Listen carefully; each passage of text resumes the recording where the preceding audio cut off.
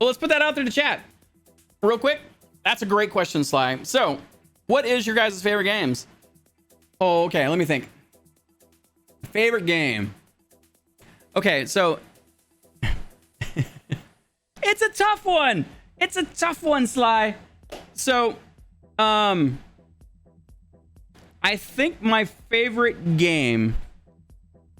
Okay, if I go by the amount of hours I've played any series of games, then I would say Tekken, the Tekken series, is my favorite game. I caught the fighting game bug with playing Street Fighter 2 on the Super Nintendo and Genesis back in the day. That was a big deal. I would go and spend the night at my friends' houses. You know, like we didn't have online gaming then. Not the way we do now. And then we would play Street Fighter. We sit super late, and I'd get calluses from throwing fireballs, and we just loved it. It was so good. Probably that. Now, I would have to say, probably one of the games that really, like another series, but in particular, I think the original Legend of Zelda like blew my brain open. That was such a wonderful amount of freedom. You felt like you had so much agency in the world. Like you were exploring, and when you went to school and you talked to your friends playing the game, because back then games were new, and you like it didn't matter. You had months, but people could still share, and so you would figure out that you did things differently, and that was really cool. And then on the shooter side of things, I mean, I want to go back to old school because I love where old school gaming took us, but I have to say that the Infinity Ward guys, when they came up with their Call of Duty formula for modern warfare. But I mean, the Call of Duty series has been fantastic, mostly when they were inspired, not necessarily, some of the Treyarch first ones were a little bit rough, but and some of the Sledgehammer ones, and then the redeveloped Infinity Ward was also tough, but by and large, the Modern Warfare series, the first one and the second one, but the first one brought so much creativity to a shooter. And they embraced the core loop of like getting kills and getting stronger and doing a big thing, and getting kills and being stronger and doing a big thing. And then it would just roll on itself. I think it's really watered down in comparison to where it was. I don't think that the series is as great as it was. I'm not saying it's bad. It's not terrible. It's fantastic. I played lots of it. But yeah, I mean, so those are like a couple picks. I could probably talk all night on this, but I have to also say, right, like there's like arcades were new.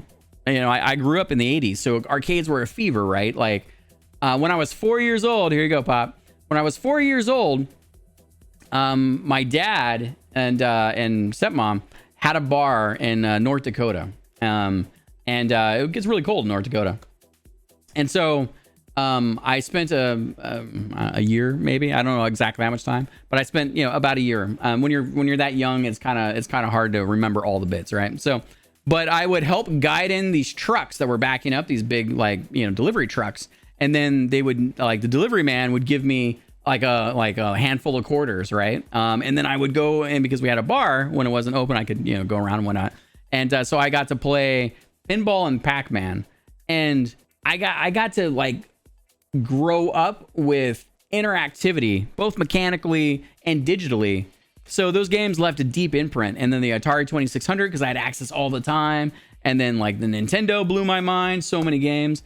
I was just in love. And but I couldn't have been completely in love without my mom, because while my dad worked crazy hard and he had his things, he was not technology. He's a cowboy. He's like anti-technology, right? He's like, if it doesn't shoot or I can't shoot it, it's not my thing. I'm kind of teasing.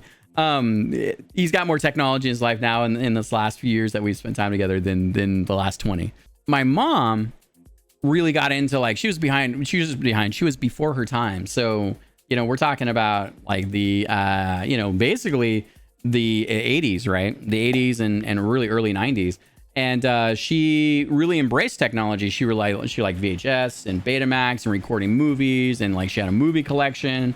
And she had an Atari 2600. She had a Nintendo.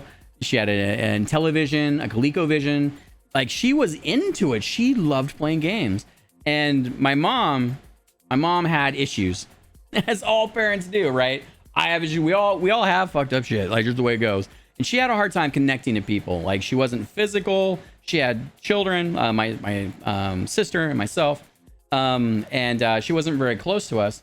But she would play video games with us. And so, one of my fond memories would be that I would wake up all blurry-eyed, and I would go to use the bathroom at like 2 o'clock in the morning, and then I'd come out and I look in the front room, and my mom would be sitting down playing like Zelda or playing whatever we were playing at that point. But Zelda was like a good memory. And then she'd be like, "Hey, come over here." She wasn't like, "Get the fuck to bed." She was like, "I'm going to enable your nocturnus craziness." And I found such deep connection and love to my mom in those few years that I had with her. A hard life. My dad has been a rock in so many different ways, but I also left home when I was 15. So you don't live home when you're 15 because you have the kind of life that you want to have. You go out and you make the life for yourself. I was pregnant with my son, who's 27, by the way. He just turned 27 on the 20th. And, so like those are some of the things that kind of define me. So when I think about my favorite games, they lead me through this journey of my entire life, basically. All right, let me catch up on chat. Okay, favorite game. Ooh, Warrior says Binding of Isaac Rebirth, a good game. I dumped a good 50 hours in that game, and I have a special spot, a special sweet spot for rogue games, or roguelike games as well. If you like, remind me, what is it? It's called Rogue Legacy. I don't know if you have a console or not, Warrior. They might have a PC version as well. But if you like roguelikes, it's a really good roguelike. So not quite different than Binding of Isaac, but still very good in its own right. Miss Jessie says, right now, Animal Crossing, because they gave me birthday party. Aww. Derbyson says, my favorite game's Nier Automata. I want to get back to playing that game. I got a good 20 hours into it, and I got a little bit stuck. And then I kind of came back to streaming. I might play it again this coming year. There are certain games I play once a year when all of our friends get together for like a long video game weekend. It's fantastic. Sly says, I love the Pokemon series. Yeah, kind of nerd. Pokemon. Oh, man, I got deep into Pokemon. It was a GBA Pokemon. It must have been... Holy man, I can't remember now. Maybe I want to say it was Red and Blue back then. But fantastic. I fell in love with Jigglypuff. Jigglypuff! Pokemon are ridiculously cute. Or says, I love Black Ops 1. It was a fantastic game. So my clan, my people, the people that I play games with several times a week, and we play a lot of shooters. So in Black Ops 2, because they had the pick you up mechanic, so you could if you pick up a perk, we'd all roll that. We went on a 137 win streak, pub stomping, different game modes, mostly a lot of domination. But yeah, like it was insane. It was one of the highlights of our gaming. We were like, okay, we're just the next loss will be done. And we just played until like 5:30, 6 o'clock in the morning. We actually had to stop, so it was crazy. Super fun. Black Ops was fantastic. Last Black Ops is pretty good too. I feel like the franchise gets watered down a little bit more as people are like, that's cheap. Like people that whine about the ways they get killed. Oh, I don't want to get RPG'd, stop camping, like, tack and shit. Like they keep systematically stripping out more and more of the creative things. Elrock says, my favorite game of all time is Assassin's Creed, the Ezio Auditore Saga. Oh. But currently, I'm so into GT5 role-playing. Yeah, you guys don't know this.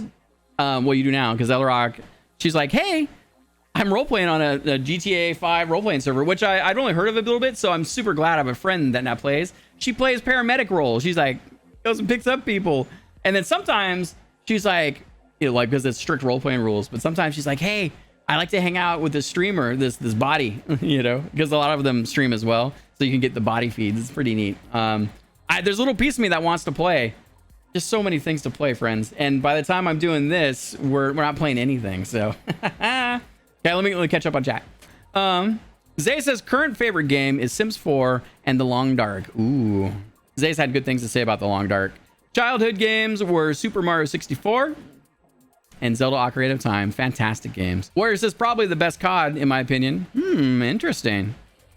I think Modern Warfare is the best COD because it broke the most ground. It set the DNA for taking big creative risks. Warrior says Chip is the best Guilty Gear. Oh. I always want to get more into Guilty Gear. It's just time and time. Best lad.